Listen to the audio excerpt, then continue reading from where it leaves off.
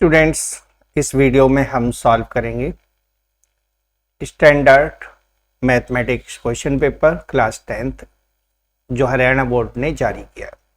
तो चलिए स्टार्ट करते हैं हम। आप पूरा वीडियो एक बार जरूर देखना और इसके सारे क्वेश्चंस को अच्छी तरह से करके देख लीजिएगा, ठीक है। इसके जैसे और भी मैं 5-6 पेपर और लोड करूंगा इन्हीं में चेंज करके इस तरह के ही क्वेश्चन से, ठीक है। तो जो भी मैं अपलोड करूं उनको अच्छी तरह से सॉल्व कर लेना, आपका बिल्कुल 100% रिजल्ट आएगा फाइनल में। तो चलिए स्टार्ट करते हैं। पहला क्वेश्चन है, if the LCM of two numbers is 2400 then their HCF can not be. HCF क्या नहीं होता, क्या नहीं हो सकता, जबकि एलसीएम 2400 दिया हुआ है। अभी हमारे पास ऑप्शन है 400, 500, 600 या 300। तो याद रखो एचसीएफ को यदि हम एलसीएम को एचसीएफ से डिवाइड करते हैं तो हमेशा कोई वैल्यू आती है होल नंबर में, ठीक है। होल नंबर में आंसर आना चाहिए। तो देखो 2400 को हम डिवाइड करके देखें तो 2400 400 से डिवाइड हो रहा है ना 600 पर। 2400 500 से भी डिवाइड, 500 से नहीं हो रहा ना, तो 500 से डिवाइड नहीं हो रहा है, इसका मतलब है 500 इसका एचसीएफ नहीं हो सकता, बाकी तीनों हो सकते हैं। तो इसका आंसर हुआ 500, ओके। तो 500 इसका आंसर हो जाएगा, ऑप्शन बी इसका करेक्ट आंसर है। अगले क्वेश्चन पर आते हैं। The zeros of the polynomial x square plus 99x plus 127, इसकी जीरोज बतानी है, किस टाइप का रहेंगी। ऑप्शंस देख लेते हैं हम, ऑप्शन के थ्रू हम बताएंगे। बहुत पॉजिटिव, बहुत नेगेटिव, बहुत इक्वल, 1 पॉजिटिव एंड 1 नेगेटिव। यहां आप देखिए लास्ट का नंबर प्लस में है और बीच का भी प्लस में है। लास्ट का नंबर प्लस में होता है तो बहुत सेम साइन होते हैं, यानी दोनों माइनस के या दोनों प्लस के। बीच के साइन पर डिपेंड करता है कि बीच का साइन यदि प्लस का है तो दोनों वैल्यूज माइनस की आएंगी, बीच की वैल्यू यदि माइनस की है तो दोनों वैल्यूज प्लस की आएंगी। तो इसका आंसर हुआ बहुत नेगेटिव, क्योंकि बीच का साइन प्लस का है। इसके अपोजिट आपको जाना है, बीच में प्लस है तो माइनस में आंसर होंगे दोनों, और बीच में माइनस है तो दोनों प्लस के आंसर। एग्जाम्पल के लिए देखना, x square plus 5x plus, मान लीजिए यहाँ है 6, तो इसको फैक्टर करोगे तो इसके factor x plus 3x plus 2x plus 6 आएगा, यानी x प्लस 3 और x प्लस 2 तो फैक्टर्स आएंगे, ठीक है। इक्वल में हम 0 मान के चले या नहीं भी, तो x प्लस 3 इक्वल 0 लोगे तो x की वैल्यू -3 आएगी ना, और ऐसी x प्लस 2 इक्वल 0 लोगे तो x की वैल्यू -2 आएगी। इसका मतलब यदि यहाँ प्लस है तो दोनों वैल्यू माइनस में आएंगी। क्लियर? क्योंकि यहाँ जब राइट हैंड साइड में ट्रांसपोज करते हो तो वैल्यूज का साइन चेंज हो जाता है, ठीक है। तो इसका आंसर हुआ बहुत नेगेटिव, तो ऑप्शन बी इसका करेक्ट आंसर हो जाएगा। अगला क्वेश्चन लेते हैं हम।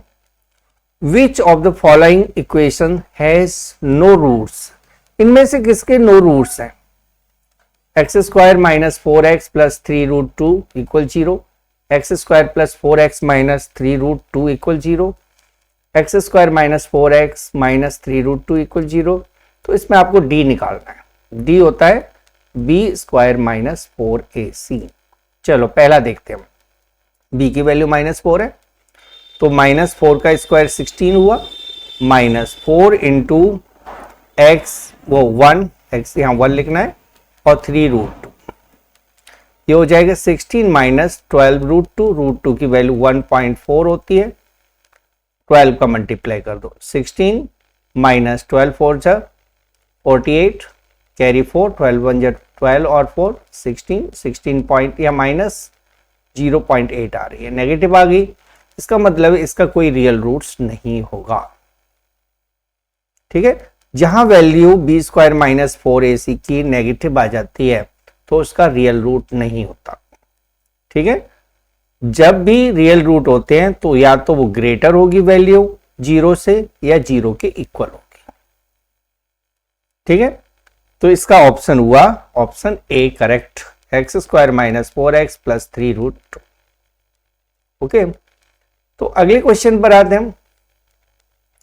Fourth question, if 1 minus 1 comma 9m square minus नहीं comma 3m square plus 14 comma 4m plus 21 are in AP, ये सभी एपी में हैं, तो बताना है m की वैल्यू क्या होगी।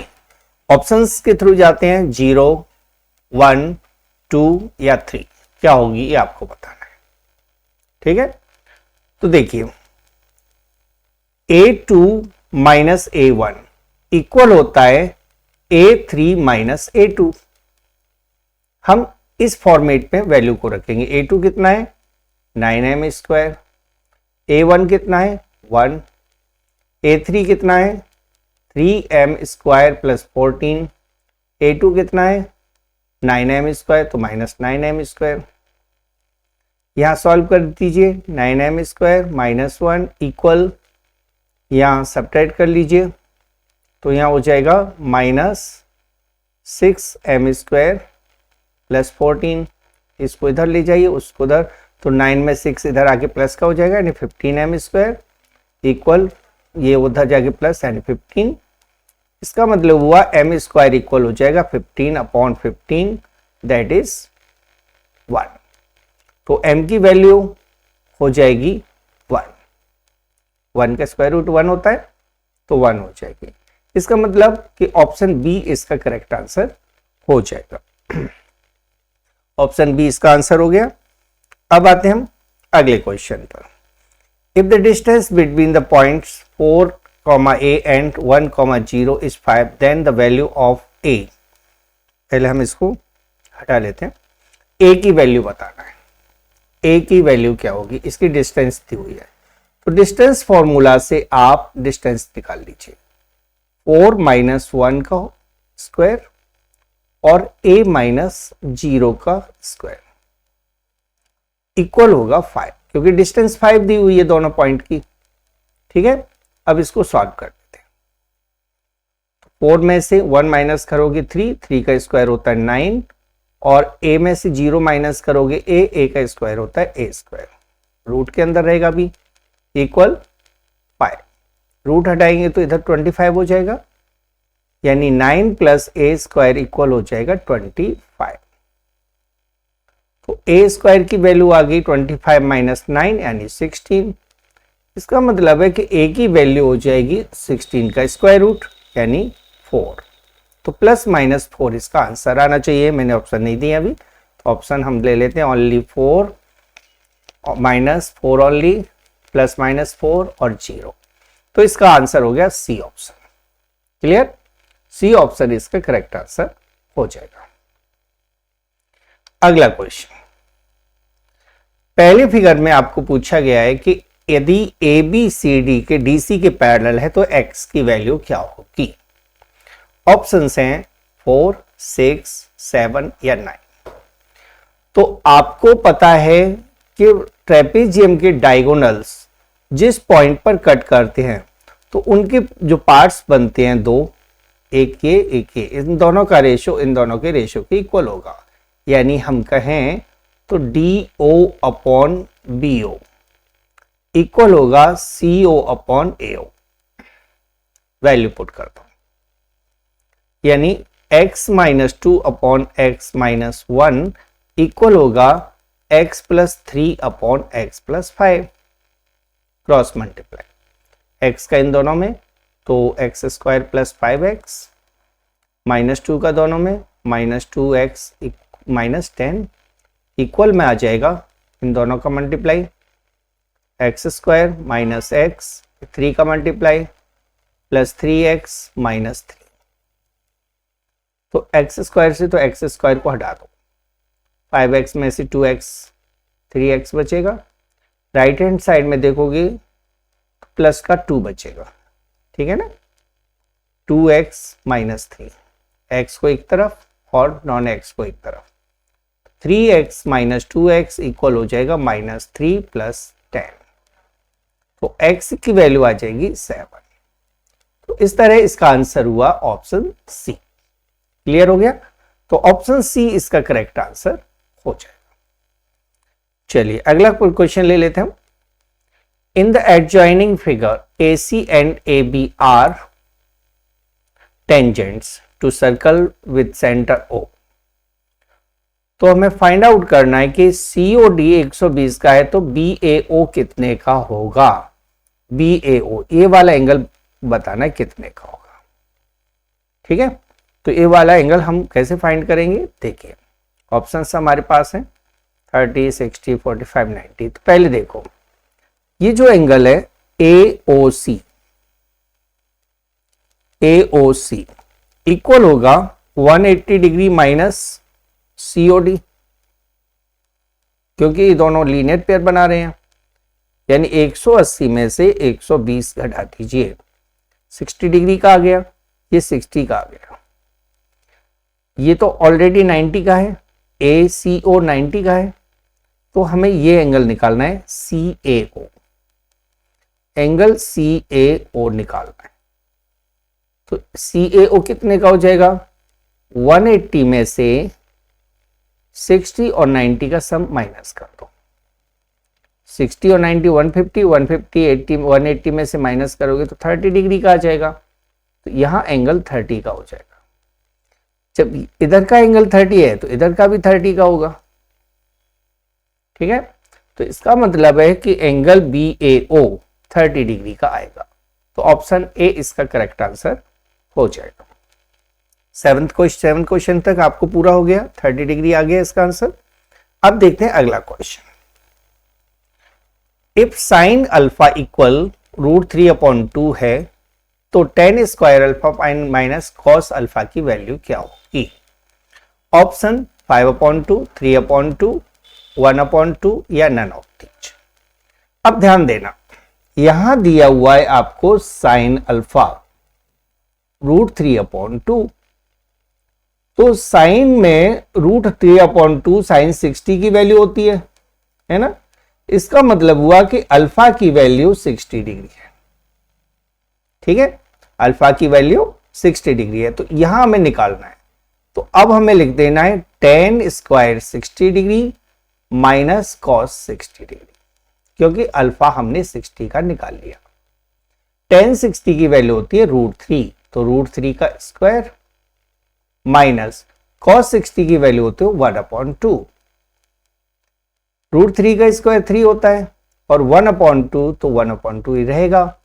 एलसीएम ले लीजिए, 2 आ जाएगा, 6 - 1 यानी 5/2। तो यहां ऑप्शन ए करेक्ट हो जाएगा।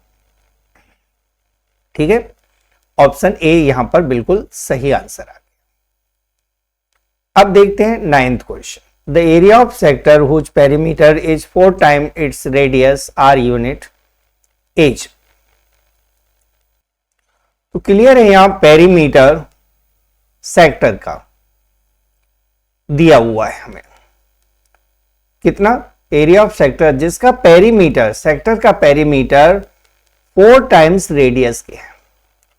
तो सेक्टर का पेरीमीटर कितना होगा?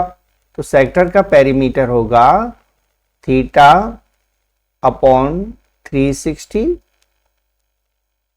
Into 2πr plus 2r।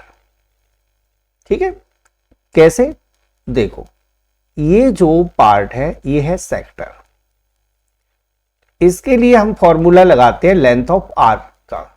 Length of arc का फॉर्मूला होता है θ/360 इंटू 2πr, और 2 रेडियस भी इसके साथ में इंक्लूड है, r और r। तो 2r इसका हो गया, तो इसलिए ये आ गया। जबकि क्वेश्चन कह रहा है ये 4 टाइम्स r के इक्वल है, तो हम 4r के इक्वल लिख देते हैं। यानी जो पेरीमीटर है θ/360 2πr प्लस 2r, ये 4r के इक्वल है। तो इस 2r को राइट साइड में ले जाइए। θ/360 इंटू 2πr इक्वल हो जाएगा 2r। देखो 4r में से इस 2r को माइनस कर दिया, अब 2 से 2 काट दो, r से r काट दो, तो हमारे पास यहां थीटा अपॉन 360 पाई की वैल्यू 1 आ गई। ठीक है, अब निकालना है हमें, क्या निकालना है? एरिया। ठीक है, area of sector. Area of sector का फॉर्मूला लगाएंगे तो ये हो जाएगा theta upon 360 pi r square. Theta upon 360 pi के प्लेस पर 1 लिख देते हैं, तो 1 इंटू आर स्क्वायर, तो आंसर हुआ आर स्क्वायर। ठीक है, ऑप्शन तो मैंने नोट किए नहीं, ऑप्शन भी देख देता हूं। R square upon 4, 2 r square और आर स्क्वायर अपॉन 2, तो इसका ऑप्शन सी करेक्ट आंसर हो जाएगा। R square square unit answer आ गया, तो सी इसका करेक्ट आंसर है। क्लियर हो गया ये? 9th क्वेश्चन का आंसर आर स्क्वायर कैसे आया ये आपने समझ लिया। अब देखते हैं हम अगला question, 10th question. If a sphere and a cube have equal surface area, then ratio of the diameter of sphere to the edge of the cube. Cube के एज से आपको आंसर निकालना है। ठीक है, ऑप्शंस है 1:2, 2:1, root pi ratio root 6, root 6 ratio root pi. यह sphere का नाम पहले और क्यूब का नाम बाद में आ रहा है।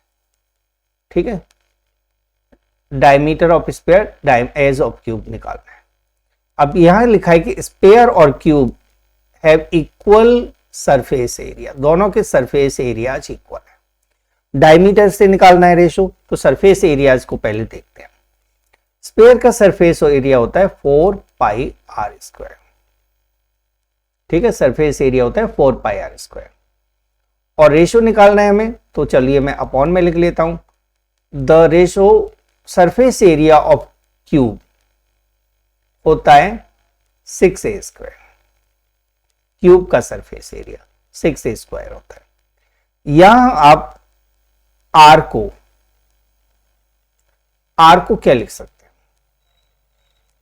देखो, आर को हम लिख सकते हैं, इनके दोनों के एरियाज इक्वल हैं। ठीक है, तो मैं इसको 6a स्क्वायर इक्वल में लिख देता हूं। 6a स्क्वायर इक्वल एरिया दिया हुआ है हमें, हैव इक्वल सरफेस एरिया, तो हम यहां इक्वल में लिख लेते हैं। आर तो हमें नहीं चाहिए, हमें तो डायमीटर चाहिए ना, और डायमीटर होता है वो रेडियस का डबल होता है, या रेडियस होती है वो डायमीटर का हाफ होती है। तो मैं यहां लिखूंगा 4 पाई डी अपॉन 2 का होल स्क्वायर, या डी स्क्वायर अपॉन 4 लिख लेता हूं। ठीक है, इक्वल 6a स्क्वायर।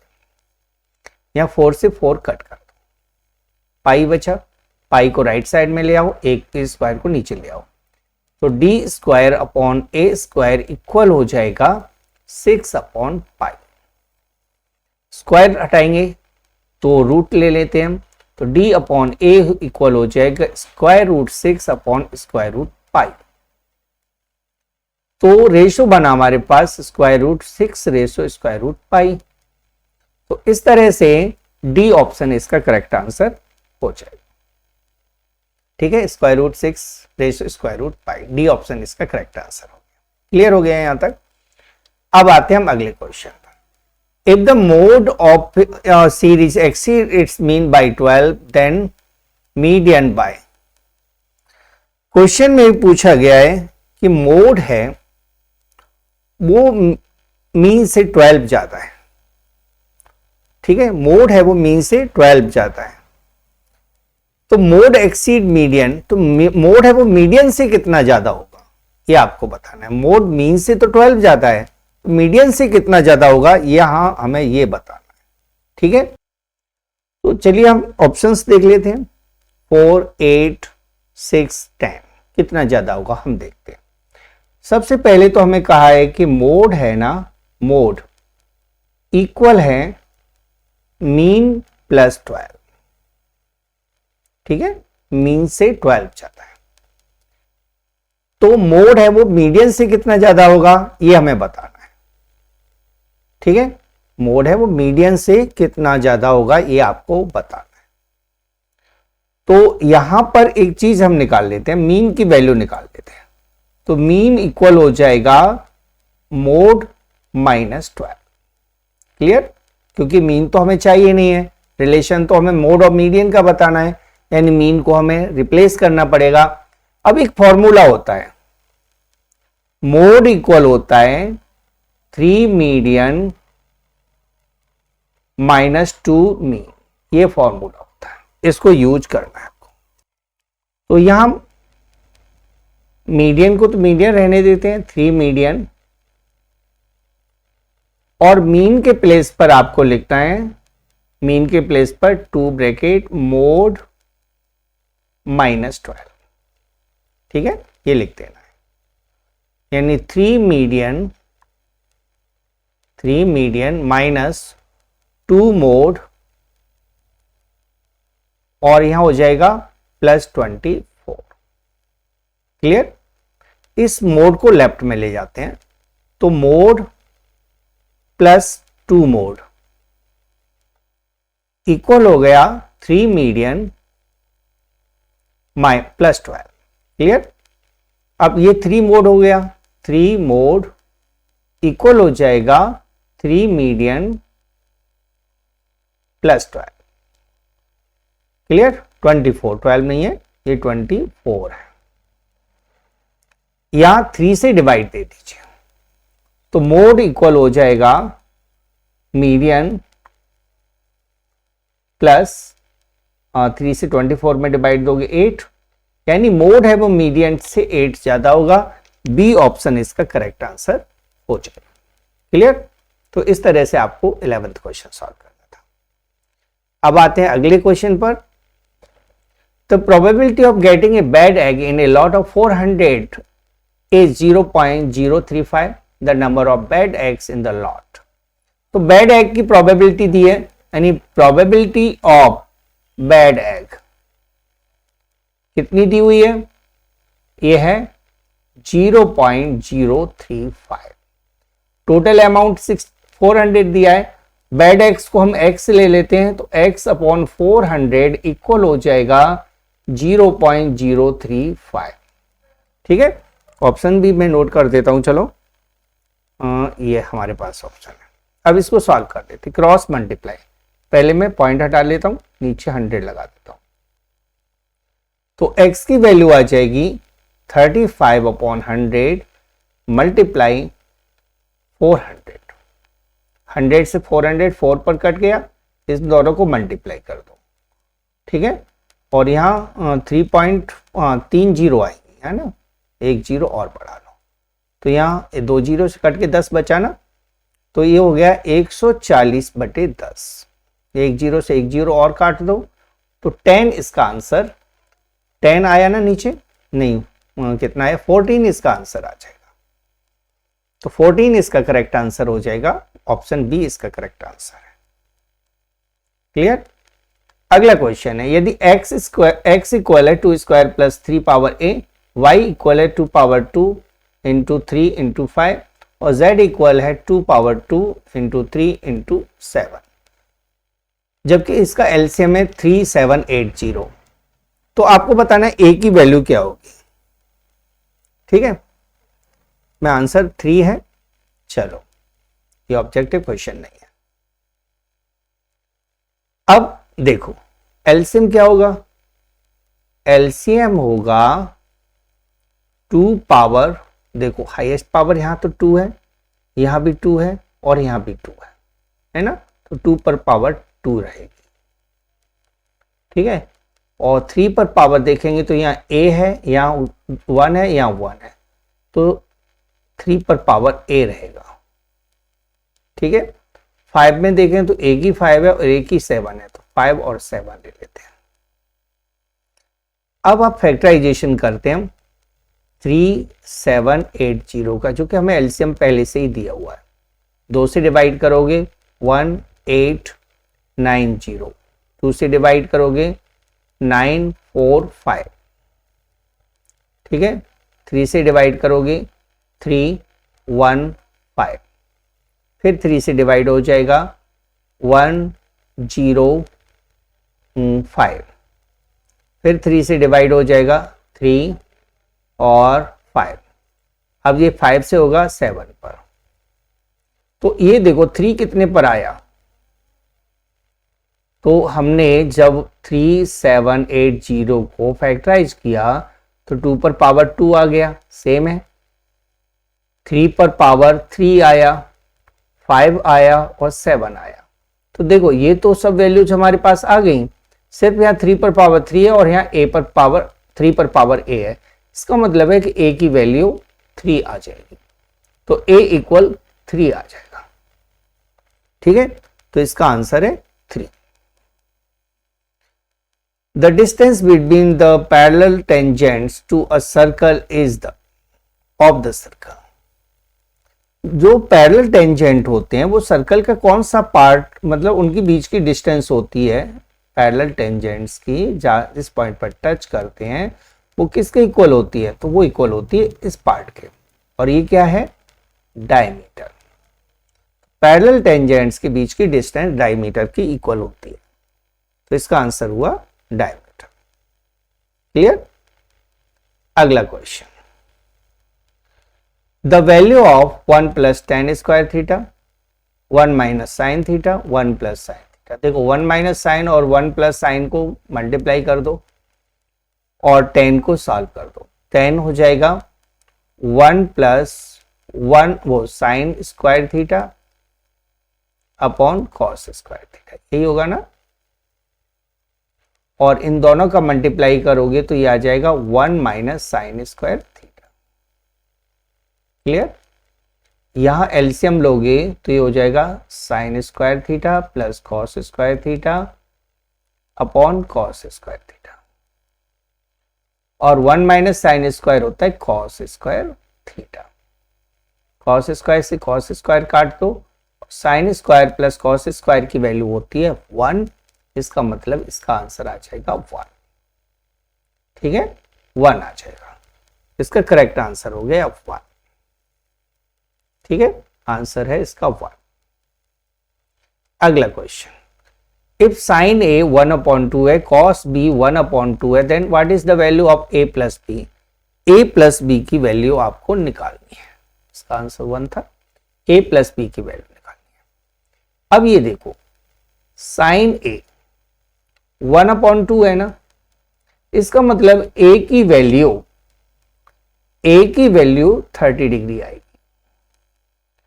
और cos b 1/2 है तो b की वैल्यू 60 डिग्री आएगी, क्योंकि 1/2 cos में 60 डिग्री पर होता है।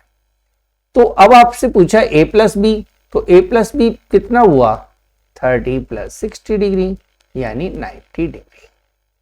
तो a प्लस बी की वैल्यू आ जाएगी 90 डिग्री। क्लियर। अगला question, what is the area of the largest triangle inscribed in a semicircle of radius r। r radius का एक सेमी सर्कल है, उसमें बड़े से बड़े ट्राइंगल का एरिया क्या होगा, ये हमें पूछा गया।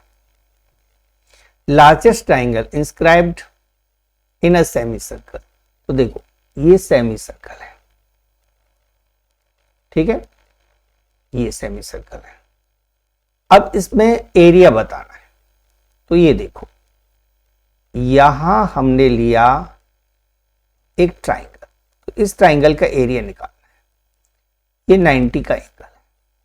यदि मैं यहां से परपेंडिकुलर ड्रॉ करता हूं, यहां पॉइंट है, परपेंडिकुलर कहीं भी हो सकता है, तो इसका एरिया क्या होगा ये हमें फाइंड आउट करना है। जैसे ए, बी और सी है, तो इस ट्राइंगल का एरिया हमें फाइंड आउट करना है। यहां मैं आर को जस्ट बीच में ले रहा हूं, ठीक है, जस्ट बीच में, ये परपेंडिकुलर ले लिया मैंने, आइसोसेलेस ट्राइंगल बना दिया, क्योंकि इसके अंदर जितने भी ट्राइंगल बनेंगे उनके एरिया तो इक्वल रहने हैं।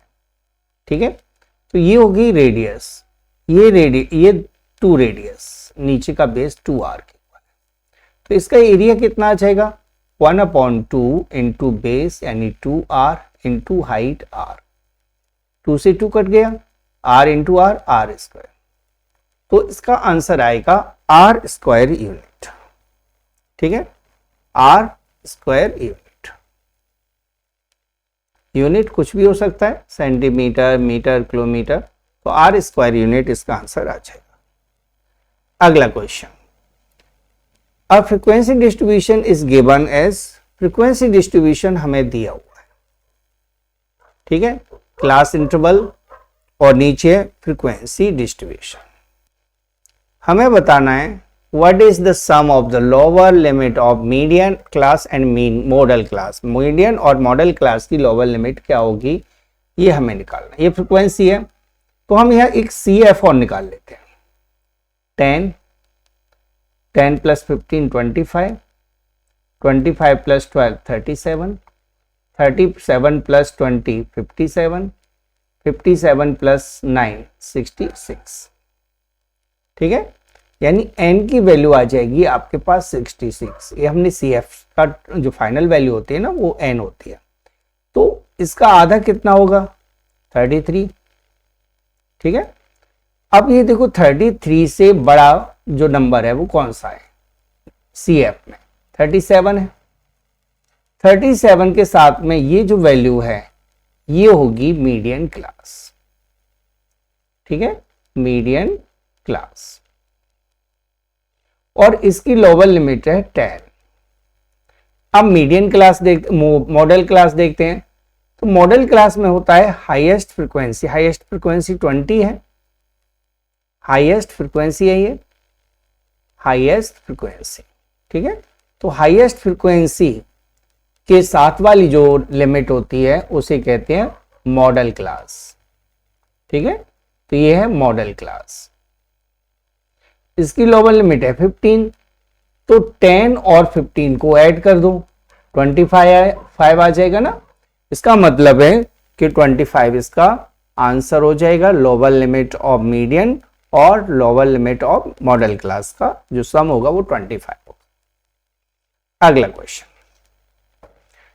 असर्शन दिया है कि √5 इज एन इरेशनल नंबर। तो बिल्कुल ट्रू है, √5 इरेशनल नंबर होता है।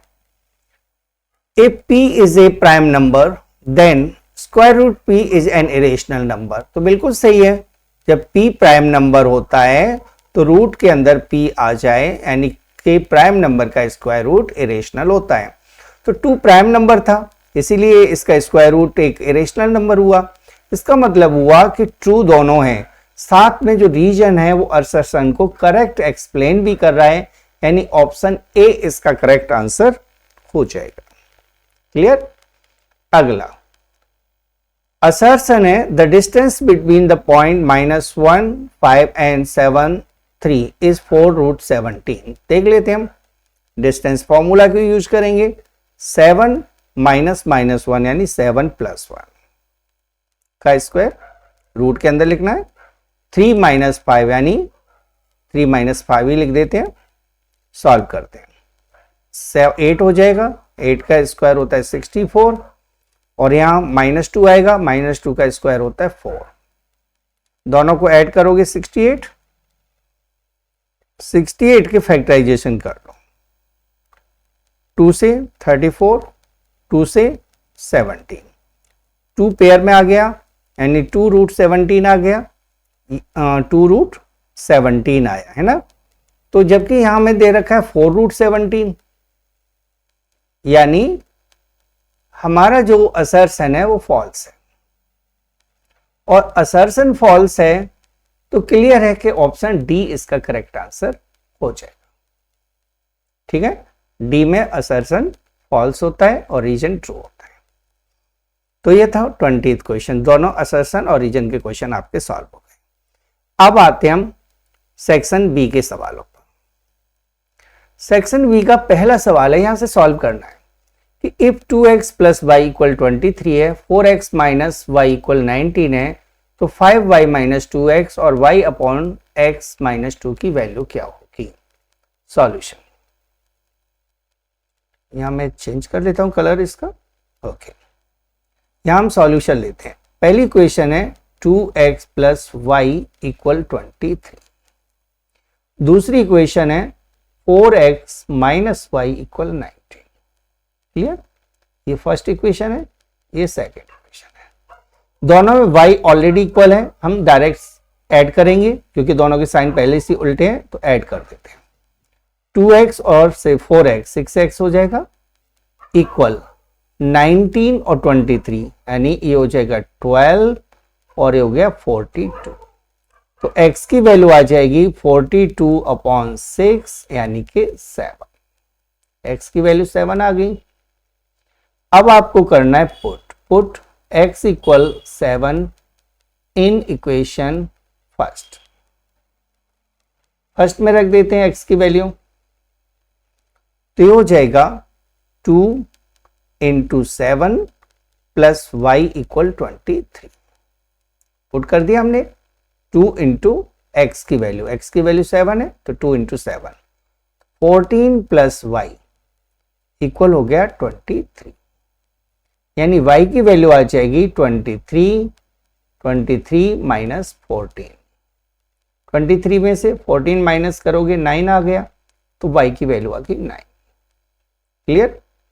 तो x और y की वैल्यू आ गई। हमें निकालना है 5y माइनस 2x, ये निकालना है ना, यानी 5 × y की वैल्यू 9 माइनस 2 × x की वैल्यू 7। 5 9 जब 45 और 7 2 जब 14, माइनस कर दोगे तो ये हो गया 31। ठीक है, दूसरे हमें निकालना है y अपॉन x माइनस 2। ठीक है, y अपॉन x माइनस 2 ये फाइंड आउट करना है। तो y की वैल्यू है 9, x की वैल्यू 7 माइनस 2। एलसीएम ले लीजिए, 7 आ जाएगा, तो 9 माइनस 14 सब्ट्रैक्ट करोगे तो माइनस 5/7 आ जाएगा। तो ये दोनों आंसर हो गए, यानी 5y माइनस 2x की वैल्यू 31 है और y अपॉन x माइनस 2 की वैल्यू माइनस 5/7 है। तो ये था 21 क्वेश्चन का पहला पार्ट। इसमें 2 है और करके भी दिया क्वेश्चन, तो नीचे वाला क्वेश्चन भी हम सॉल्व करके देखेंगे कि इसका आंसर क्या आएगा। क्लियर? इसे हम इरेज करते हैं और यहां करेंगे हम सॉल्व, इसे हटा दिया। अब देखते हैं बी का पार्ट, बी का सॉल्यूशन। ठीक है, सॉल्यूशन यहां आपको 2 इक्वेशन दी है, 4x plus py plus 8 equal 0, ये फर्स्ट इक्वेशन है। दूसरी इक्वेशन है 2x plus 2y plus 2 equal 0। Question कह रहा है कि यहां पर यूनिक सॉल्यूशन होना चाहिए। तो यूनिक सॉल्यूशन को कब होता है, तो हम लिखेंगे for unique solution, unique solution. तो यूनिक सॉल्यूशन कब होगा, ये हमें इक्वेशन बताना है। यूनिक सॉल्यूशन होता है जब a1/a2 not equal to b1/b2। तो पहले लिखना है कि इक्वेशन यूनिक है, इसका मतलब है यूनिक सॉल्यूशन के लिए हमें ये कंडीशन अप्लाई कर देनी है।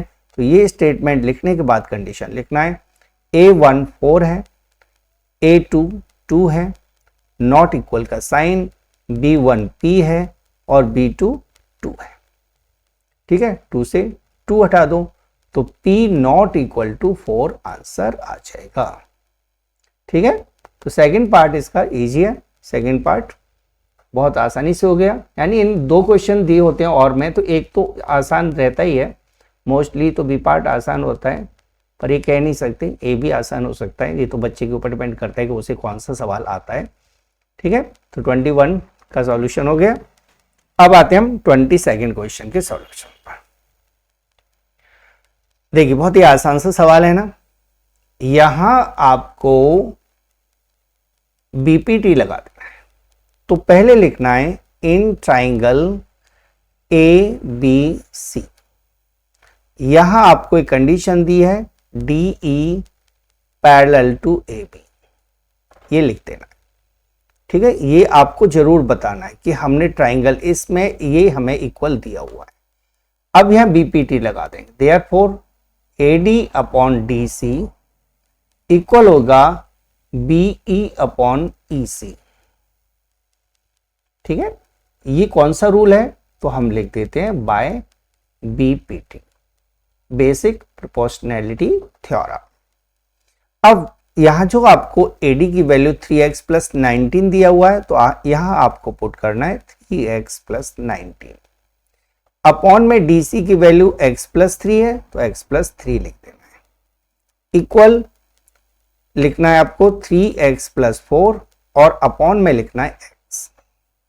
ठीक है, अब कर देते हैं क्रॉस मल्टीप्लाई, तो यहां आ जाएगा 3x plus 19 into x equal 3x plus 4 into x plus 3। ये क्रॉस मल्टीप्लाई कर दिया, मल्टीप्लाई कर लेते हैं 1 बाई 1। x का 3x से मल्टीप्लाई करोगे 3x स्क्वायर, x का 19 से करोगे मल्टीप्लाई तो 19x इक्वल 3x का x से 3x स्क्वायर, 3x का 3 से 9x, फिर 4 का x से प्लस 4x, फिर 4 का 3 से 12। ठीक है, 3x स्क्वायर दोनों साइड में इक्वल हो गया, काट दीजिए, है ना। तो 19x minus 9x minus 4x equal हो गया 12। 9 और 4 13 होता है, 13 को 19 में से माइनस करोगे तो 6x, 6x की वैल्यू हो गई 12, तो x की वैल्यू आ जाएगी 12 upon 6, that is x equal 6, answer आ जाएगा। क्लियर हो गया। तो इस तरह से आपको सॉल्व करना था 22nd क्वेश्चन। ठीक है, हर एक स्टेप को याद रखना, कैसे सॉल्व किया है, कैसे आपको कराया है, वो हर एक स्टेप आपको याद रखना है। चलिए 23rd क्वेश्चन का सॉल्यूशन हम देख लेते हैं।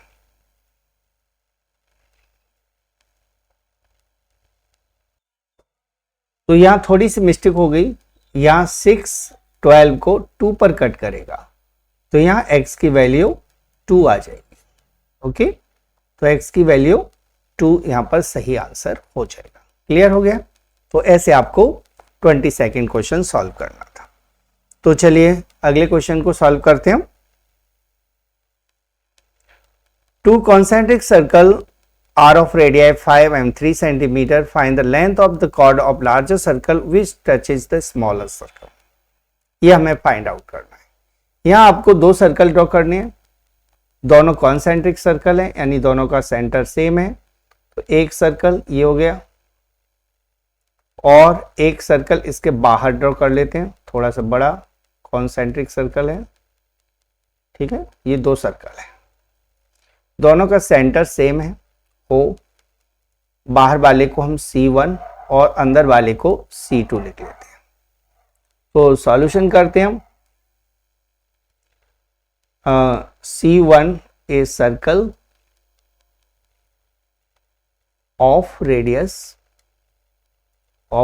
5 centimetre and C2 is a circle of radius 3 centimetre. ठीक है, तो हमारे पास दो सर्कल दिए हुए हैं। ओ कॉमन पॉइंट है, तो यहां हम एक कॉर्ड ड्रॉ करते हैं जो अंदर वाले सर्कल को टच करता है, यहां पर ए बी। ठीक है, chord AB of C1 touches C2 at C। Okay, C2 को C पर टच करता है। C2 तो सर्कल का नाम है और C पॉइंट का नाम है। ठीक है, तो हमें क्या निकालना है, अब देखो यहां हम ज्वाइन कर लेते हैं OC को और AO को। ठीक है, तो यहां आप देखोगे OC इक्वल हो जाएगा हमारे पास 3 सेंटीमीटर, AO इक्वल हो जाएगा 5 सेंटीमीटर। ठीक है, AB इज टेंजेंट, AB है वो टेंजेंट है इसका ऑफ C2 का टेंजेंट है AB। इसका मतलब हुआ कि एंगल ACO 90 डिग्री का है, 90 डिग्री का है तो हम इसमें PGT लगा सकते हैं, यानी देयरफॉर AO का स्क्वायर इक्वल हो जाएगा OC का स्क्वायर प्लस AC का स्क्वायर बाय पाइथागोरस थ्योरम। ठीक है, पाइथागोरस थ्योरम से AO 5 है तो 5 का स्क्वायर इक्वल हुआ 3 का स्क्वायर प्लस AC का स्क्वायर, 25 माइनस या 9 इक्वल में लिख लेते हैं अभी तो AC का स्क्वायर, तो मैं ऐसे लिख लेता हूँ AC का स्क्वायर इक्वल हो जाएगा 25 माइनस 9। ठीक है, 9 को लेफ्ट में लाए और पूरा लेफ्ट साइड मैंने राइट में शिफ्ट कर दिया, 16 बचा। तो AC का स्क्वायर 16 है तो AC की वैल्यू आ जाएगी 4 सेंटीमीटर। क्लियर, AC आ गया हमारे पास। जबकि हमें निकालना AB है, यहां पर AB की वैल्यू हो जाएगी ट्वाइस ऑफ AC, यानी 2 times of 4 centimetre, that is 8 centimetre answer आ जाएगा। ठीक है, तो जो कॉर्ड है बड़े सर्कल का, यानी जो स्मॉलर सर्कल का टेंजेंट है, उसकी लेंथ 8 सेंटीमीटर हो जाएगी। क्लियर, तो इस तरह से आपको सॉल्व करना था क्वेश्चन नंबर 23। अब आते हैं हम 24 क्वेश्चन के सॉल्यूशन पर। 24 का ए पार्ट, यानी कि इसमें 2 पार्ट हैं और में होगा दूसरा क्वेश्चन, तो हमें दोनों क्वेश्चन को सॉल्व करके देखना है। मैं दोनों को ही दिखाऊंगा, तो मैं तो एक ही करना है, यदि पेपर में इस टाइप का कोई क्वेश्चन और में आता है तो ठीक है, एक ही करना होता है, लेकिन और है मैं दोनों को ही करा दूंगा, पता नहीं कौन सा कब कहाँ आ जाए, तो इसलिए मैं पूरे ही करा रहा हूँ। यहाँ सॉल्यूशन में हम देखेंगे sine A minus B equal दिया है 1/2। ठीक है, इसका मतलब हुआ कि sine A minus B equal है साइन 30 डिग्री, क्योंकि 1/2 साइन 30 की वैल्यू होती है, तो 1/2 के प्लेस पर 30 नहीं लिखना, साइन 30 लिखना है। इसीलिए अब साइन से साइन काट मत देना, यहां लिखना है therefore A minus B equal 30 degree. ये हो गया पहला इक्वेशन। क्लियर है, ऐसे ही आपको लिखना है दूसरा, cos A plus B equal 1/2 दिया है, और cos में A प्लस B, cos में 1/2 होता है, वो cos 60 का होता है, तो इसका मतलब हुआ cos A plus B cos 60 के इक्वल है,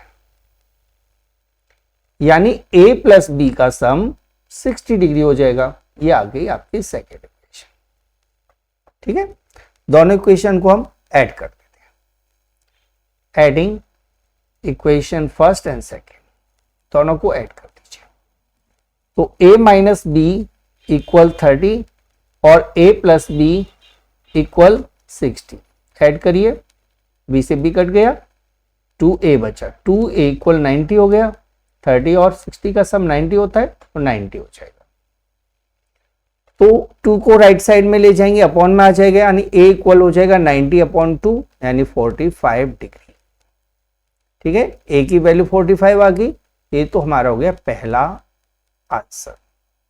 ठीक है, अब A की वैल्यू आपको इक्वेशन 1 में या 2 में पुट करनी है, तो हम 2 में पुट कर देते हैं। Put A equal 45 degree in equation 2, equation 2 में पुट कर दो। 2 क्या है, A प्लस B को 60 है, तो A यानी 45 प्लस 60 प्लस B इक्वल 60। तो इस तरह B की वैल्यू आ जाएगी 60 माइनस 45 यानी 15 डिग्री। B आ गया, तो A और B की वैल्यू आ गई, नीचे लिख देंगे देयरफॉर A इक्वल 45 डिग्री और B इक्वल 15 डिग्री। ये हो गया फाइनल आंसर। ठीक है, तो ये था 24 का पहला पार्ट। अब इसका और वाला पार्ट भी हम सॉल्व कर लेते हैं। और वाला पार्ट इस तरह से, हमने ऊपर का पार्ट सॉल्व कर लिया है, अब नीचे वाला पार्ट देखते हैं। सॉल्यूशन बी का कर रहे हैं, ए का पार्ट हम सॉल्व कर चुके हैं, बी का देखिए। x equal A sine theta है, y equal B sine theta, B tan theta है, तो हमें फाइंड आउट करना है A square upon x square minus B square upon y square. ठीक है, ये हमें वैल्यूएट करना है, फाइंड आउट करना है। क्लियर? तो कैसे सॉल्व करेंगे वो आप देखिए। तो यहां आपको x की वैल्यू दे रखी है a साइन थीटा, क्लियर, और y की वैल्यू दे रखी है b टेन थीटा, ये हमें दे रखा है। ओके, अब देखिए आपको इवेल्युएट करना है a square upon x square minus B square upon y square, ये फाइंड आउट करना है ना। तो इसको सॉल्व करते हैं, यानी a का स्क्वायर अपॉन एक्स स्क्वायर को लिखना है आपको a square sine square, clear, a square sine square, क्योंकि एक्स स्क्वायर है, x की value a plus sign a sign theta है ना, तो a square sine square theta हो जाएगा, minus b square upon y की value b plus b ten theta है ना, तो y स्क्वायर हो जाएगा b square ten square theta, b square ten square theta, clear.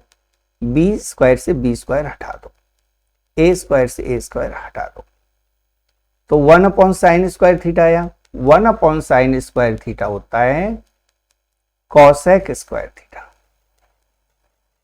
ठीक है, और 1 अपॉन टेन स्क्वायर थीटा होता है कॉट स्क्वायर थीटा, ठीक है। कॉसेक और कॉट का जो स्क्वायर का माइनस होता है वो 1 के इक्वल होता है, तो इसका मतलब हुआ कि इसका आंसर 1 आ जाएगा। तो ये था 24 का सेकंड पार्ट का सॉल्यूशन, क्लियर हो गया। अब आते हैं हम 25th क्वेश्चन का सॉल्यूशन। देखिए 25th क्वेश्चन का सॉल्यूशन। अब यहां आपको कहा गया है कि एक 14 मीटर लॉन्ग रिवर से, एक 14 मीटर लॉन्ग रोप से, है ना, रोप से एक हॉर्स टाई किया हुआ है कॉर्नर में, और जो फील्ड है उसका डायमेंशन दिया है 20 मीटर 16 मीटर। तो ये समझिए कि एक फील्ड है 20 मीटर और 16 मीटर का, ये हुआ 20 मीटर और इसकी ब्रेथ है 16 मीटर। इसमें एक हॉर्स बंधा हुआ है 14 मीटर लॉन्ग रोप से, यानी वो इस एरिया को ग्रेज कर पाएगा, जैसे इस प्लेस पर बंधा हुआ है, ठीक है, तो वो इतने एरिया को ग्रेज कर पाएगा। और जो कॉर्नर है एक क्वाड्रेंट बन गया जिसकी रेडियस हो जाएगी 14 मीटर, क्लियर। तो आपको लिखना है लेंथ ऑफ रोप, ठीक है, लेंथ ऑफ रोप, ये आपको लेना है रोप आर इक्वल 14 मीटर, ठीक है। एरिया ऑफ फील्ड, ठीक है, area of field in which horse can graze, कितने एरिया में हॉर्स ग्रेज कर पाएगा वो हमें फाइंड आउट करना है। तो इसका इक्वाड्रेंट बना, 90 डिग्री का एंगल है, तो मैं ऐसे भी लिख सकता हूं theta upon 360 pi r square, या 1 upon 4 pi r square theta भी लिख सकते हो। थीटा की वैल्यू 90 डिग्री है, 90 अपॉन 360 इंटू 22 अपॉन 7 पाई की वैल्यू पुट कर दीजिए। आर 14 है, 14 इंटू 14 एरिया निकाल रहे हो तो मीटर स्क्वायर लिख दीजिए। 90 160 को 4 पर कट कर देगा, 7 14 को 2 पर कट कर देगा, 2 से 4 को 2 पर और 2 से 22 को 11 पर कट कर दीजिए। 11 और 14 का मल्टीप्लाई करोगे तो 154 मीटर स्क्वायर एरिया आ जाएगा, ठीक है ना। तो ये था 25th क्वेश्चन का आंसर, क्लियर हो गया। अगला क्वेश्चन देखते हैं, क्वेश्चन नंबर 26। हमें ये दिया हुआ है कि √5 इरेशनल है, तो प्रूव करना है 2√5 - 3 भी इरेशनल होगा। अब ऐसे क्वेश्चन को आपको सॉल्व कैसे करना है, देखिए ये आपका सेक्शन सी का है, यानी ये 4 या 3 मार्क्स का क्वेश्चन होना चाहिए, तो लेट अस एज्यूम दैट, हम मान के चलते हैं कि 2√5 - 3 इज नॉट इरेशनल। ठीक है, हम इसे इरेशनल नहीं मान के चल रहे। देन क्लियर है, 2√5 - 3 इज रेशनल, तो ये रेशनल होगा, इरेशनल नहीं है तो रेशनल होगा। तो हम यहां एक लेट कर देते हैं, लेट 2√5 - 3 इक्वल P/Q। ठीक है, यहां P and Q are positive integers, हम यहां मान के चलते हैं कि ये पॉजिटिव इंटीजर्स है।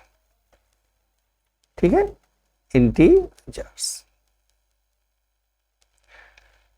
तो P/Q रेशनल है, तो P और Q इंटीजर्स हैं और Q नॉट इक्वल टू 0, हम ये भी मान के चलते हैं।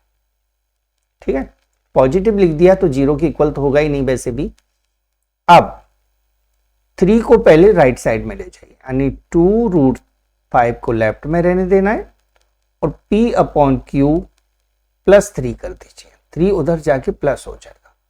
तो यहां एलसीएम लेना पड़ेगा आपको, तो मैं एलसीएम ले लेता हूं। 2√5 इक्वल हो जाएगा Q, एलसीएम आ जाएगा ना Q, तो यहां हो जाएगा P + 3Q, क्योंकि यहां इसके नीचे 1 है ना, 1 को 3 से डिवाइड करोगे, 1 से Q को डिवाइड करोगे Q का 3 में 3Q। अब 2 को नीचे ले जाते हैं, तो √5 इक्वल हो जाएगा P + 3Q/2Q। क्लियर? अब यहां आपको लिखना है since P + 3Q/2Q is a rational number. ये रेशनल है क्योंकि P और Q रेशनल है। ठीक है, rational number, but √5 is irrational. √5 irrational है, ऐसा क्वेश्चन में कह रहा है कि इरेशनल है। वैसे भी रूट के अंदर एक वैल्यू होती है ना, और वो प्राइम नंबर होता है, वो इरेशनल ही होता है। नहीं भी हो, यदि वो प्राइम मतलब परफेक्ट स्क्वायर नंबर नहीं है तो वो इरेशनल होगा। ठीक है, तो √5 इरेशनल है। क्लियर? जब ये इरेशनल है तो क्लियर है कि हमने जो P + 3Q/2Q लिखा है वो √5 के इक्वल नहीं हो सकता, क्योंकि एक रेशनल है एक इरेशनल है, तो ये इक्वल नहीं है। इक्वल नहीं है तो हम लिखेंगे कि our supposition wrong.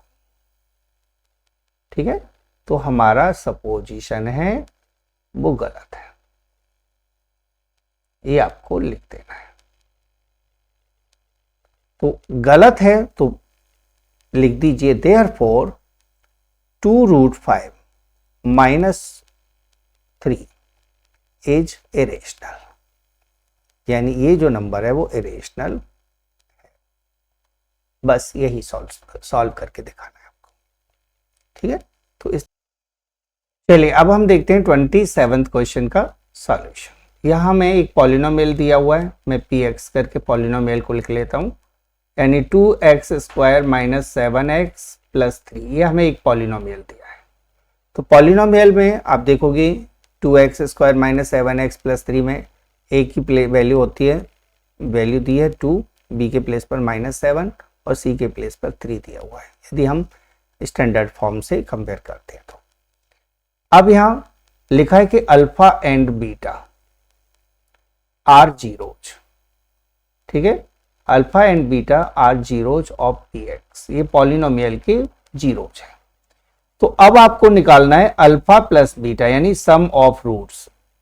Alpha plus beta हो जाता है -p/a, वैल्यू पुट कर दो, -7/2, तो ये हो जाएगा 7/2।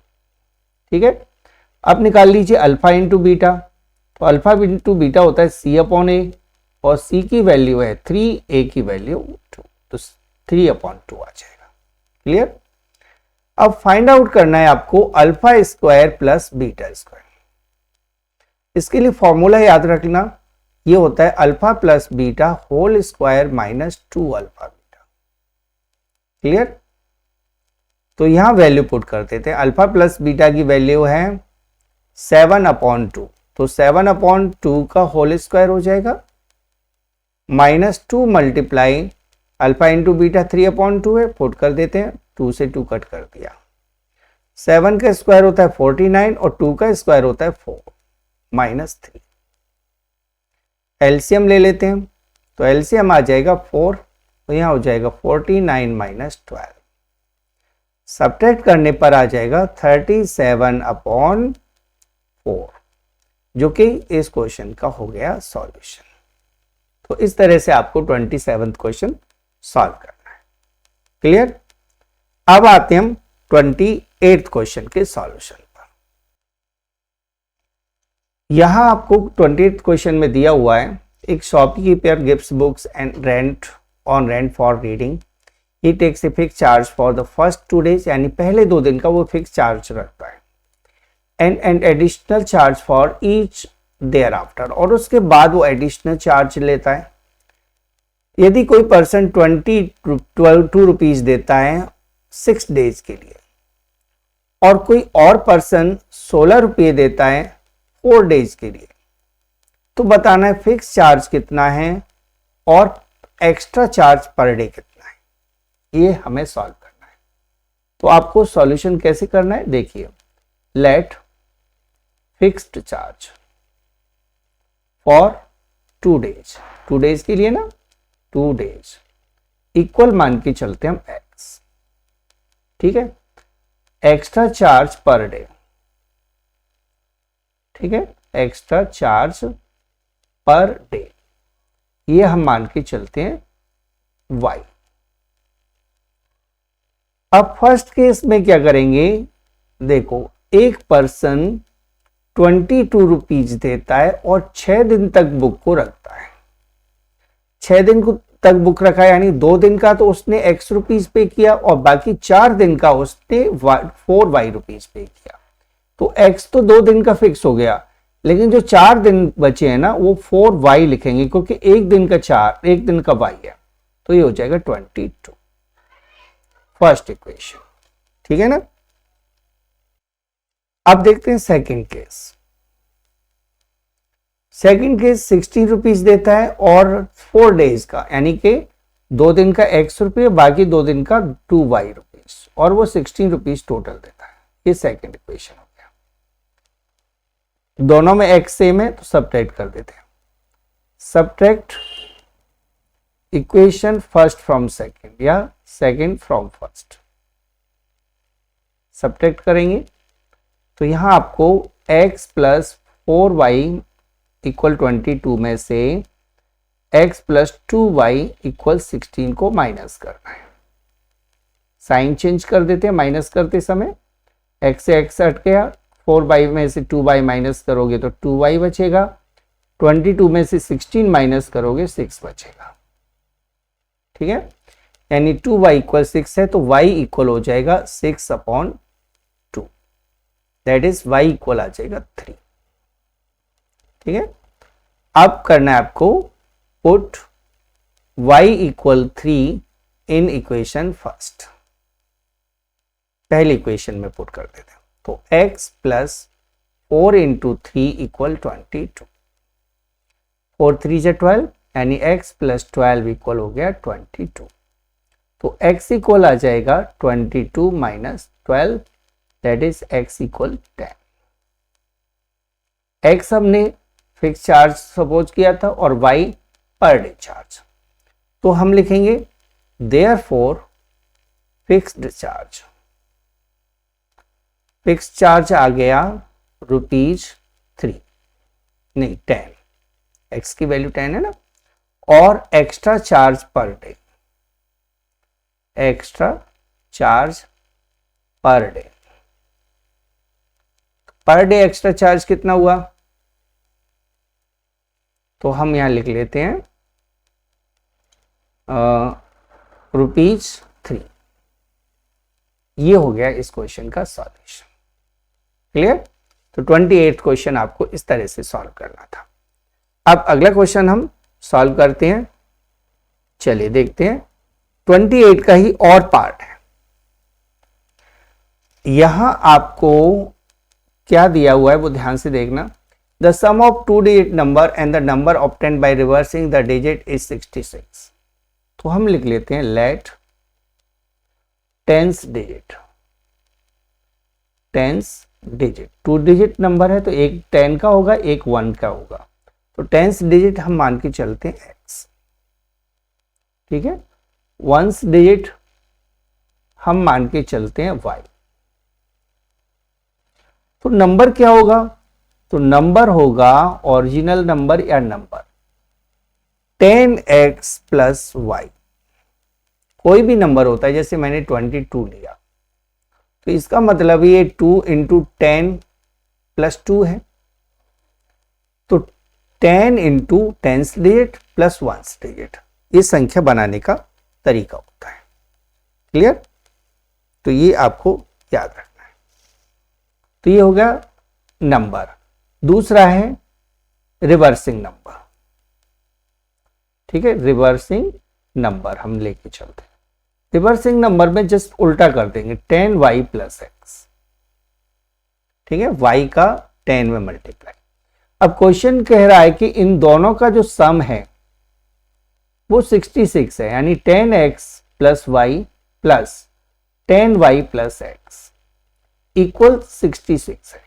दोनों को ऐड करो, 11x प्लस 11y इक्वल 66, ठीक है। डिवाइड बाय 11, डिवाइड कर दो 11 से, तो यह आ जाएगा x प्लस वाई इक्वल 6। ये पहला इक्वेशन आ गया, ठीक है। साथ में ये कहा है कि डिजिट्स का जो डिफरेंस है वो 2 है, तो हम लिख लेते हैं also x minus y equal 2। अब यहां ध्यान देना कि हमें ये नहीं दिया है कि 10 का डिजिट बड़ा है या वो यूनिट का डिजिट बड़ा है, नहीं दिया ना। तो हो सकता है कि y माइनस एक्स हो सकता है x माइनस वाई हो। तो इस केस में क्या करते हैं हम, जब डिफरेंस दिया होता है और ये क्लियर ना हो कि 10 का डिजिट बड़ा है या वंस का डिजिट बड़ा है, तो आपको जो 2 है उसके आगे प्लस माइनस लगा देना है, ठीक है। ये आपका हो गया। अब क्या करना है आपको, सब्ट्रैक्ट या add. Adding first and second, दोनों इक्वेशन को ऐड कर दो। तो x प्लस वाई इक्वल 6 और x minus y equal plus minus 2। Subtract कर देते हैं, वो ऐड कर देते हैं। y से y कट गया, 2x। अब 2x के दो आंसर आएंगे। 2x का इन दोनों को प्लस में करोगे तो 8 आएगा, या फिर 2x इक्वल 4 आएगा। अब हमारे पास दो ऑप्शन हो गए, या तो 2x की वैल्यू 8 आएगी या 2x की वैल्यू 4 आएगी। तो x की वैल्यू आएगी 4 या फिर x की वैल्यू आएगी 2, ठीक है। डिवाइड कर दिया हमने। तो put x equal 4 in equation. तो x इक्वल 4 रख लेते हैं हम, तो ये हो जाएगा इक्वेशन फर्स्ट। तो 4 प्लस वाई इक्वल 6, तो y इक्वल आ जाएगा 6 माइनस 4 यानी 2, ठीक है। ऐसे ही आपको एक बार 2 रखकर पुट करना, मतलब सॉल्व करना है। Put x equal 2 in equation first, तो ये आ जाएगा 2 प्लस वाई इक्वल 6, तो y इक्वल हो जाएगा 6 minus 2, that is y equal 4, ठीक है। अब x इक्वल यदि हम 4 लेते हैं और y की वैल्यू 2 आती है, तो नंबर बनेगा, नंबर हो जाएगा 42।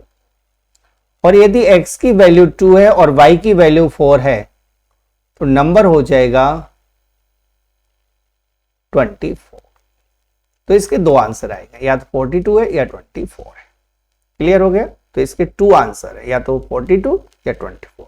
दोनों को ऐड करोगे तो 66 आएगा। एक नंबर देखो 42 नंबर है तो रिवर्सिंग 24 हो जाएगा, 66 सम आएगा। यदि 24 ओरिजिनल है तो 42 रिवर्सिंग हो जाएगा, तो भी आंसर 66 आएगा। दोनों ही केस में डिफरेंस ऑफ डिजिट्स 2 ही रहेगा। देखो 4 में 2 का माइनस करोगे 2, 4 में 2 माइनस करोगे 2, तो इसका मतलब हमारे। तो चलिए आप देखते हैं क्वेश्चन नंबर 29 का solution. If a circle touches the side of BC of triangle ABC at P, तो एक सर्कल है इस तरह से,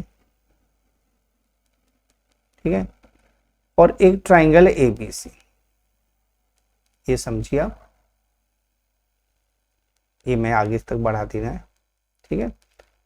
ABC ट्राइंगल है ऊपर, ABC ये ट्राइंगल है, तो इसकी साइड BC को P पर टच करता है, ठीक है, और एक्सटेंडेड साइड AB को Q पर और AC को R पर कट करता है, ठीक है।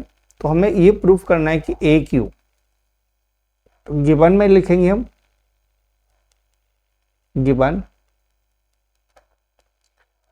Circle touches side BC of triangle ABC at P, ठीक है, and AQ at AB at Q,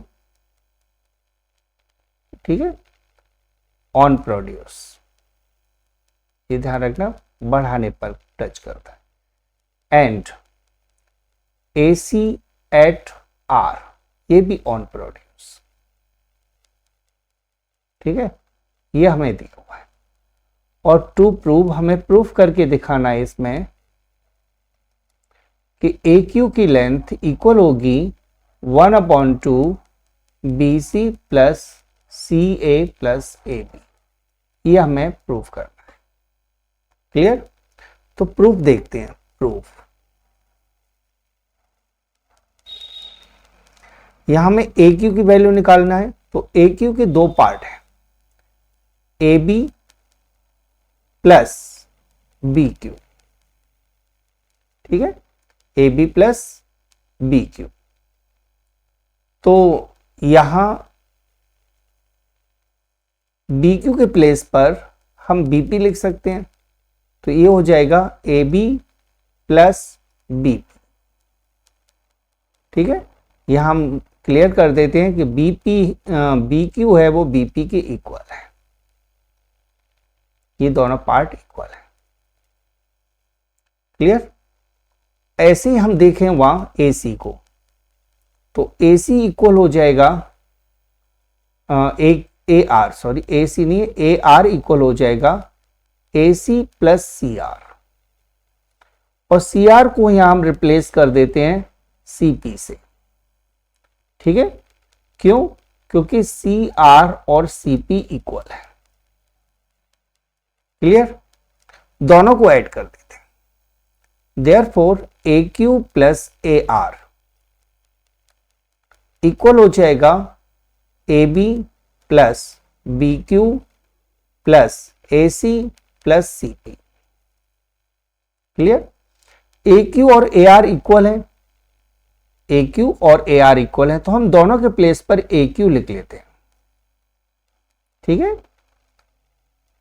तो यहां हो जाएगा AB प्लस AC को पहले ले लेते हैं AC, और बचा BQ प्लस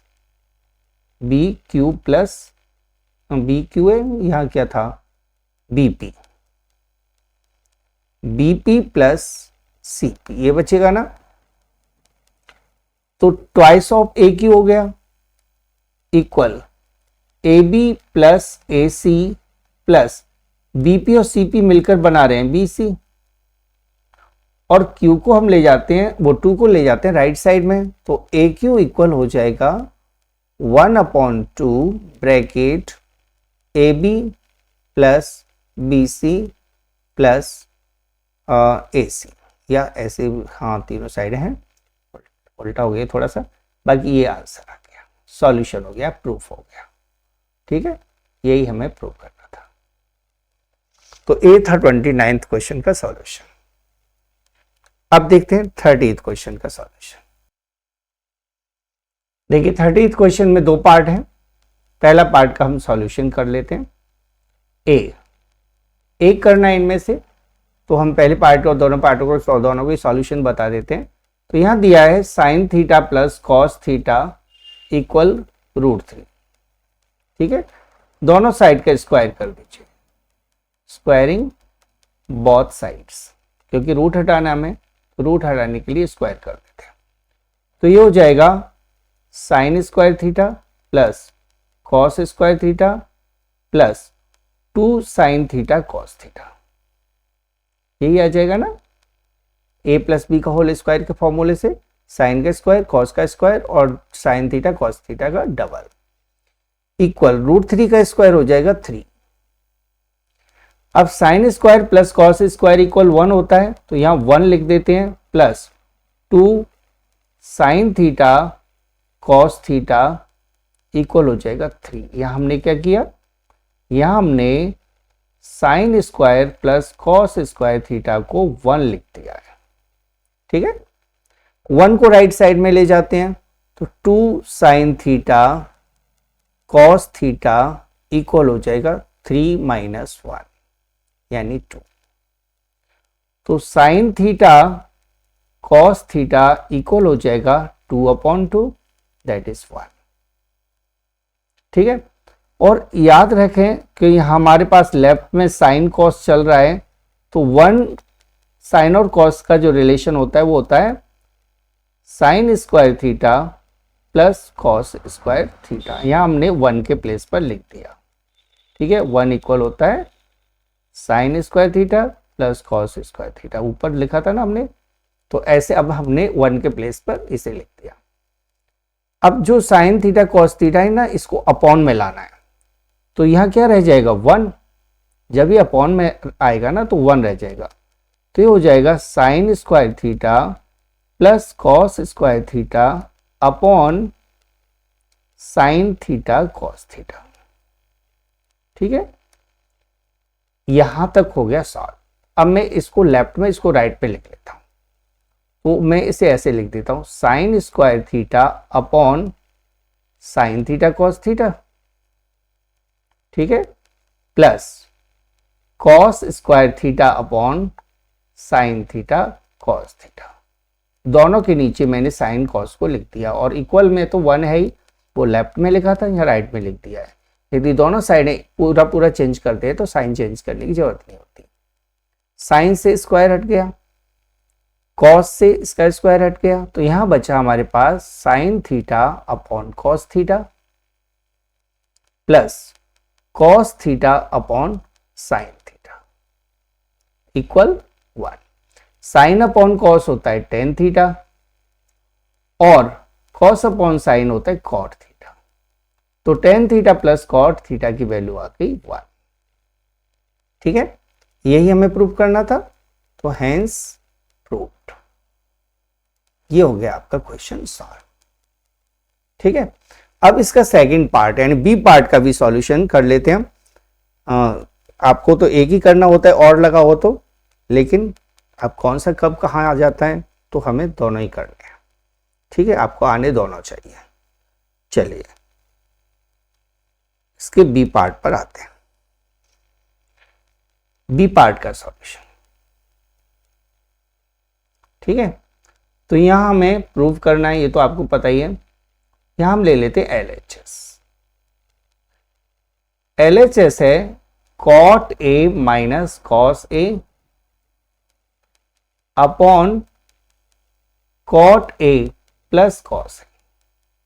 ये दिया हुआ है ना, cot को आप लिख सकते हैं cos अपॉन साइन, तो cos A upon sine A हो जाएगा माइनस cos A। ठीक है, अपॉन में 1 लिख लो बेशक, अपॉन में यहां हो जाएगा cos A upon sine A plus cos A। ठीक है, अब ले लेते कॉमन, कॉस ए कॉमन आ जाएगा, बचेगा क्या 1 अपॉन साइन ए, देखो ऊपर से कॉस हट गया तो 1 बचा इसीलिए, और यहाँ कॉस हट जाएगा तो 1 बचेगा, अपॉन में यहाँ भी कॉस कॉमन आ जाएगा, यहाँ आ जाएगा 1 अपॉन साइन ए प्लस 1, कॉस से कॉस हटा दीजिए, कॉमन आ गया। अब 1 अपॉन साइन होता है कॉसेक, कॉसेक ए -1 upon 1 upon sine cosec, cosec ए प्लस 1, ये प्रूव करना था ना, तो हेंस प्रूव्ड। ये था आपका 30th क्वेश्चन का और वाला पार्ट, क्लियर। अब आते हैं हम अगले क्वेश्चन पर, 31st question. A bag contains 24 balls of X are red, 2X are white and 3X are blue. A ball is selected at random. What is the probability that it is not red or white? ठीक है, दोनों का बताना है, 24 balls है, ठीक है। Solution, total balls आपको दे रखे हैं 24, ठीक है। Red balls X, white balls equal 2X, ठीक है। ब्लू बॉल्स ये है 3X, तो इसका मतलब हुआ कि X, 2X और 3X इन तीनों का सम 24 है, क्योंकि टोटल बॉल 24 है हमारे पास, तो ये हो गया 6X इक्वल 24, तो X की वैल्यू आ जाएगी 24 अपॉन 6, 4 पर कट हो गया, X की वैल्यू आ गई 4, ठीक है। तो नंबर ऑफ रेड बॉल्स हो जाएगा, number of red balls X माना हुआ है ना, X दिया हुआ है, तो ये हो जाएगी 4। नंबर ऑफ वाइट बॉल की संख्या है 4 × 2 यानी 8, और number of blue balls 3X है, यानी 3 × 4 यानी 12, क्लियर। तो इतना आपको करने के बाद अब निकालना है प्रोबेबिलिटी नॉट रेड बॉल न होने की प्रोबेबिलिटी क्या होगी। कितनी बॉल हैं जो रेड नहीं है, 4 रेड नहीं है, ध्यान रखो रेड नहीं है, 4 तो रेड है, तो 8 और 12 यानी 20 बॉल हमारे पास रेड नहीं है, टोटल है 24, कट कर देते हैं 5 6, 5 अपॉन 6 आ जाएगा। दूसरा वाइट, ठीक है, वाइट बॉल का निकालना है, वाइट बॉल कितनी है 8, तो 8 अपॉन 24 हो जाएगा, कट कर लेते हैं 2 और नहीं 8 से तो पूरा जा रहा है ना, 8 1 जा 8, 8 3 जा 24, 1 अपॉन 3, ये हो गया आंसर। तो इस तरह से 31st क्वेश्चन आपको सॉल्व करना है, क्लियर हो गया। ओके, अगला क्वेश्चन लेते हैं हम 32nd question. Had Sunita scored 10 more marks in her mathematics test out of 30 marks, 9 times these marks would have been the square of her actual mark, then how many marks did she get in the test? ये आपका question है कि सुनीता ने यदि 10 number ज्यादा ले लिए होते 30 में से, तो उसके नंबर्स का 9 टाइम, ठीक है, 9 टाइम ऑफ दीज मार्क्स, यानी जो नंबर अब बनते उनका 9 times have been the square of actual marks, जो उसके नंबर आए उसका स्क्वायर के इक्वल हो जाता। तो आपको बताना है कि उसने कितने नंबर लिए। ओके, तो देखिए सॉल्यूशन, सुनीता ने 10 नंबर मैथ में ज़्यादा लिए होते, तो चलिए हम मान के चलते हैं let see got x marks, ठीक है, आउट ऑफ 30, उसके x नंबर आए टोटल 30 में से। 30 का यहाँ ज़्यादा रोल नहीं है बट हमें लिखना है, ठीक है। इफ सी गॉट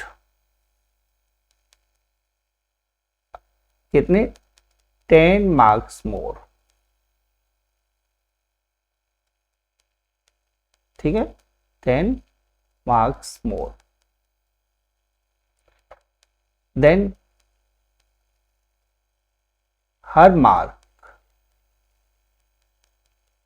कितने हो जाते उसके मार्क्स, उसके मार्क्स हो जाते x प्लस 10, नहीं 10 मार्क्स मोर है ना, हाँ x प्लस 10, पहले x आए फिर 10 ज़्यादा होते। तो अब क्वेश्चन ये कह रहा है कि यदि उसने 10 मार्क्स ज़्यादा लिए होते तो जो उसके x प्लस 10 मार्क्स हैं उसका 9 टाइम्स, यानी x प्लस 10 का 9 टाइम्स उसके एक्चुअल मार्क्स के स्क्वायर के इक्वल होता है, यानी एक्चुअल मार्क्स का स्क्वायर 10 मोर का 9 टाइम के इक्वल होता। तो एक्स स्क्वायर इक्वल होता है 9x प्लस 90, लेफ्ट में ले आते हैं तो x square minus 9x minus 90 equal 0।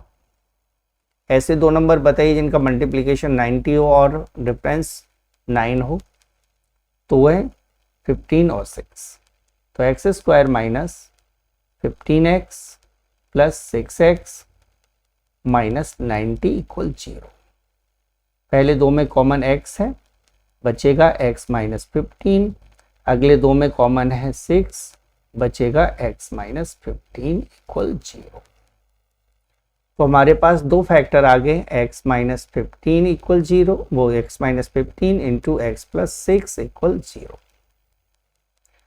तो हम दोनों फैक्टर को 0 के इक्वल लिख लेते हैं, x माइनस 15 इक्वल 0, यानी कि x की वैल्यू आ जाएगी 15, x प्लस 6 इक्वल 0, तो x की वैल्यू आ जाएगी माइनस 6, ठीक है। तो यहाँ माइनस 6 को हम हटा देते हैं, तो x equal minus 6 is neglected, यानी इसको हम नज़रअंदाज कर देते हैं, ठीक है, तो इसको रिजेक्ट कर देते हैं। देयरफॉर हमें x की वैल्यू 15 लेकर चलना है। So Sunita got 15 marks in test या एग्जामिनेशन, तो उसके 15 नंबर आए थे 30 में से, ठीक है। तो ये था आपका क्वेश्चन नंबर 32 का सॉल्यूशन। अब ये ए पार्ट था, इसका बी पार्ट भी हम सॉल्यूशन देख लेते हैं। Find two consecutive positive integers sum of which square is 365। ये बहुत ही सिंपल सा क्वेश्चन है, बुक में से है। Solution, let two consecutive positive integers are, ठीक है, positive integers are x and x plus 1, okay. Positive integers आपको दो ले लेना है। तो अकॉर्डिंग टू क्वेश्चन ये कह रहा है कि इनके स्क्वायर का सम, यानी x का स्क्वायर प्लस x प्लस 1 का स्क्वायर इक्वल 365, ऐसा क्वेश्चन कह रहा है, ठीक है। लिखा है ना सम ऑफ व्हिच स्क्वायर इज 365। तो हमने एक नंबर x लिया तो x का स्क्वायर प्लस दूसरा नंबर x प्लस 1 है तो x प्लस 1 का स्क्वायर, दोनों का सम। तो x square plus x plus 1 का स्क्वायर करेंगे तो ये आ जाएगा x square plus 2x plus 1, a plus B के होल स्क्वायर के फॉर्मूले से, इक्वल 365। तो 2x square plus 2x plus 1 minus 365 equal हो जाएगा 0। ठीक है, 2x² plus 2x minus 364 equal 0। Divide by 2, या 2 से डिवाइड कर देते हैं, सभी में जा रहा है ना इसीलिए। तो x² प्लस x माइनस ये हो जाएगा 182 इक्वल 0।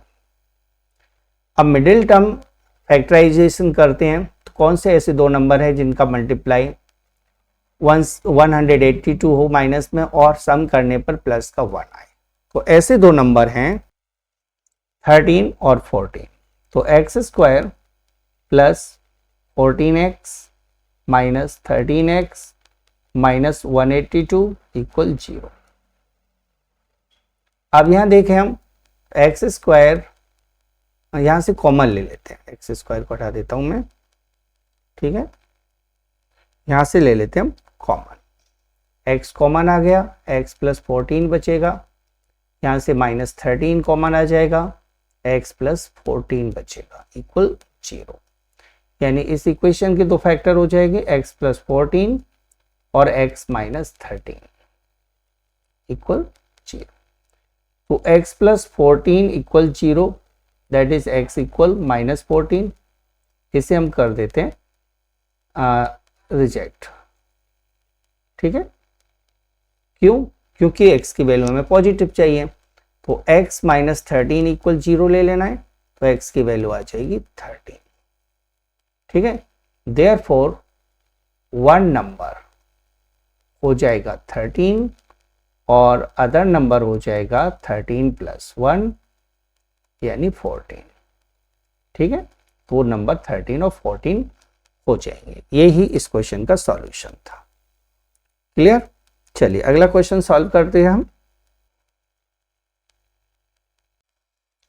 क्वेश्चन नंबर 33 का पहला पार्ट आपको इस तरह से सॉल्व करना है। Okay, in figure angle 1 equal angle 2, हमें एंगल 1 2 के इक्वल दिया है और NSQ MTR के कॉन्ग्रुएंट दिया हुआ है। तो हमें PTS को PRQ के सिमिलर करना है। तो हम लिखेंगे गिवन, जो हमें दिया हुआ है वो है एंगल 1 इक्वल एंगल 2। ठीक है, and triangle NSQ congruent triangle MTR, ये हमें दिया हुआ है। ठीक है, ये हमें गिवन है। अब हमें यहां प्रूव करना है, तो टू प्रूव में हमें लिखना है ट्राइंगल PTS कॉन्ग्रुएंट ट्राइंगल, नहीं सिमिलर है, ये कॉन्ग्रुएंट नहीं है। ठीक है, तो हमें इसको सिमिलर प्रूव करना है। Similar triangle PRQ।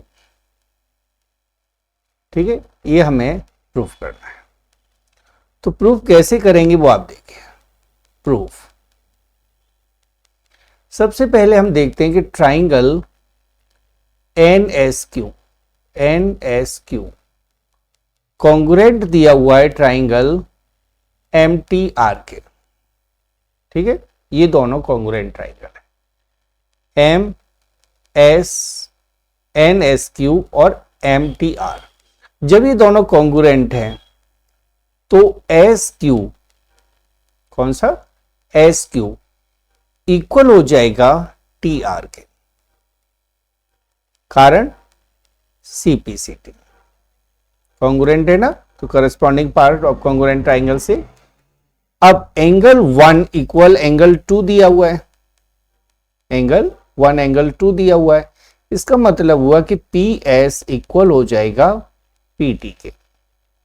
इसका कारण है opposite sides of equal angles.